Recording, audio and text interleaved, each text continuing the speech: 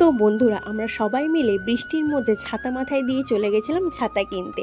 কথাটা একটু অন্যরকম শোনালো, তাই না? হ্যাঁ, তো ছাতা তো কিনবই, আর মেইন উদ্দেশ্য ছিল বাবার জন্য একটা রেনকোট কেনা। কারণ যেহেতু বাবাকে রাত্রিবেলা ফুল নিয়ে যেতে হয়, তো ছাতা ধরে 6-7 কিলোমিটার সাইকেল চালানোটা খুবই অসম্ভব ব্যাপার। সেই জন্য একটা রেনকোট কিনছিলাম। আর বিগত কয়েকদিন ধরেই টানা বৃষ্টি হয়ে যাচ্ছে, ভেজাটাও শরীরের জন্য খুব একটা ভালো নয়। তো প্রথমে একটা কালো রঙের দেখিয়েছিল, আমাদের পছন্দ হয়নি। তারপরে আরেকটা দেখিয়েছিল, সেটা খুবই পাতলা ছিল।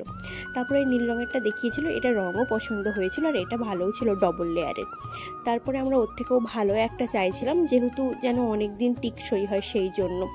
তো তারপরে আমাদেরকে এটা দেখিয়েছিল, এটাও খুব ভালো ছিল, ভেতরের কাপড়টাও খুব ভালো ছিল। আর বাবা এটাও ট্রাই করে দেখলো, এটা সাইজেরও ছিল, আর আমাদের এটা পছন্দও হয়ে গেছিলো। তারপর আমরা এই রেনকোটটা নিয়েছিলাম। তারপরে ভালো আমরা একটা ছাতাও কিনে নিই।